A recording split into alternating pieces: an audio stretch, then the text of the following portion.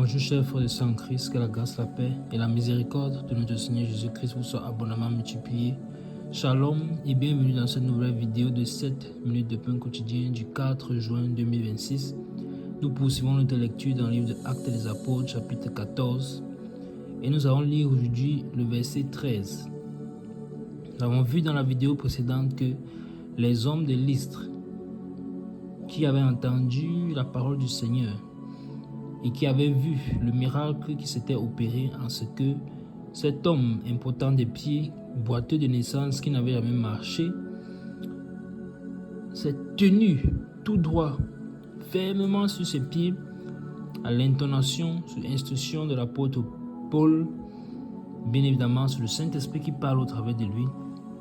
Ces hommes donc, en voyant ce miracle s'opérer sous leurs yeux, ont appelé l'apôtre Paul Mercure et l'apôtre Barnabas Jupiter, disant que comme c'est l'apôtre Paul qui porte la parole, alors ils vont l'appeler Mercure. On avait donc pu comprendre que ces hommes observaient les astres.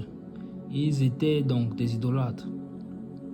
Et ils pensaient que c'était leur Dieu qu'ils priaient, donc qui sont venus vers eux sous la forme humaine. Or, les apôtres sont en train de leur présenter le Dieu véritable, Jésus-Christ, qui est venu sur la terre pour que tout homme soit racheté. Oui, ces hommes sont en train de chercher Dieu. Oui, ils cherchaient à adorer Dieu. Mais sauf que ils adoraient des faux dieux. Alors, tant que l'homme n'a pas encore été en contact avec Jésus-Christ, en contact avec le véritable évangile du Seigneur, il peut se perdre. Il peut s'égarer en cherchant d'autres voies. Mais pourquoi cherche-t-il ces voies? C'est parce que Dieu a mis dans la pensée de l'homme le désir de le chercher. Alors, l'homme donc se trouve et se perd dans les religions, cherchant Dieu. Or, Dieu ne se cache pas dans une religion. Le Seigneur Jésus-Christ ne se cache pas dans une religion. Il est Dieu. Il est une personne qui veut avoir une relation avec nous. Alors, il ne se trouve pas dans une religion. Il veut avoir une relation, une intimité. Alors, si tu écoutes cette parole, ou cette voix, moi qui suis en train de te parler, et que tu n'as pas encore donné ta vie au Seigneur, sache donc que je t'annonce Jésus-Christ Nazareth, il n'est pas dans une religion, il ne se trouve pas dans une religion. Il est Dieu et il veut te rencontrer, il veut avoir une relation avec toi, une relation personnelle, une relation d'amour. Comment cela va-t-il se faire? Comment Dieu qui a créé le ciel et la terre, comment un esprit peut-il avoir une relation d'amour avec les hommes qui sont terrestres?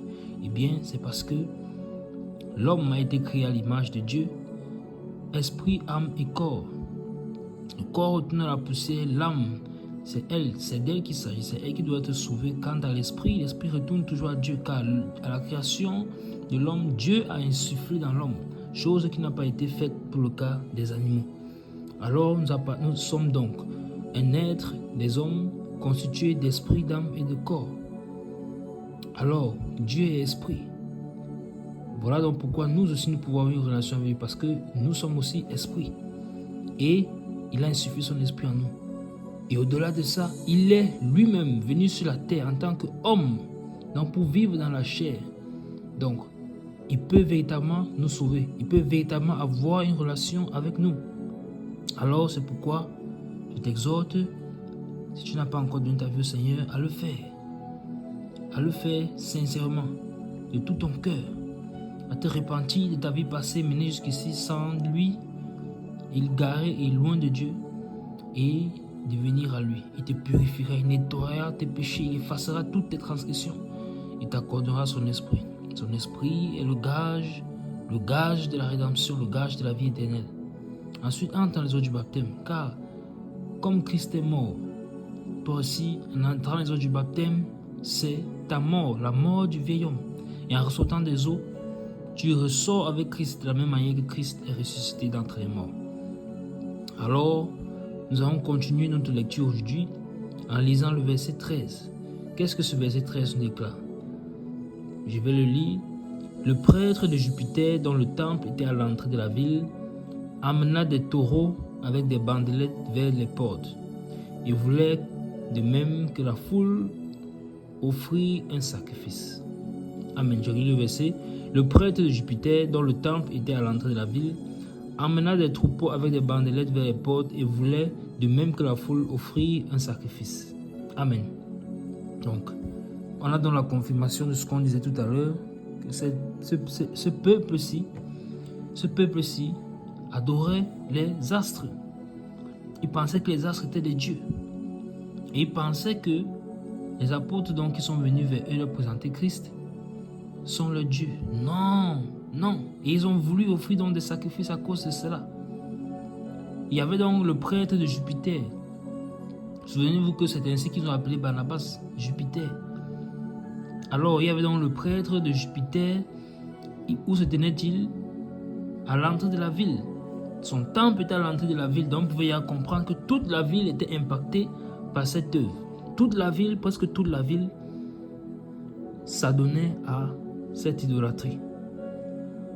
Alors, qu'est-ce qu'il allait faire? Il allait chercher. Qu'est-ce qu'il allait faire? Il allait chercher des taureaux avec des bandelettes. Vous voyez qu'ici, une fois de plus, ils avaient connaissance de ce que c'est que le sacrifice. Étant dans le faux, ils avaient quand même connaissance de ce que c'est que le sacrifice, mais de ce que cela représente. Ils voulaient sacrifier un taureau. Alors, où a-t-il appris cela? Où ont-ils appris cela? Vous voyez donc comment c'est des choses qui ont été copiées par l'ennemi. L'ennemi copie toujours. Il détourne. Il te fait croire que tu es dans le bon, que tu es dans la vérité, alors que tu es en train de t'égarer. Alors il voulait offrir un sacrifice. Et le peuple également voulait le faire. Parce qu'ils ont vu ce miracle se produire sur leurs yeux. Alors faisons attention. Faisons attention. Qu'il n'y ait pas d'idolâtrie dans nos vies. Qu'il n'y ait pas d'idolâtrie dans nos cœurs. Qu'il n'y ait donc pas d'idole dans nos cœurs. Qu'il n'y ait pas d'idole dans nos vies. Rien ne doit prendre la place du Seigneur dans nos vies. Absolument rien, ni personne. Il doit avoir toute la place. Car il veut régner dans nos cœurs. Il veut régner dans nos cœurs. Quelle sera donc la réaction des apôtres face à ceci? Que vont-ils faire en constatant que ces hommes sont prêts à offrir un sacrifice? Déjà que même sous la loi, ce n'est plus possible. Les apôtres, Paul, qui était un ancien pratiquant de la loi, il est déjà sorti de là. À plus forte raison donc, un sacrifice offert par des personnes qui croient en de faux dieux, qui pratiquent l'idolâtrie. Que vont faire les apôtres? Vont-ils se laisser se glorifier par les hommes, comme nous le voyons dans notre société aujourd'hui? Ou que vont-ils faire? Ça, c'est ce que nous verrons par la grâce de Dieu dans la prochaine vidéo. Nous nous arrêtons là pour aujourd'hui. C'était tout pour les 7 minutes de pain quotidien de ce jour. Que la grâce, la paix et la miséricorde du Seigneur Jésus-Christ vous soient abondamment multipliées. Shalom.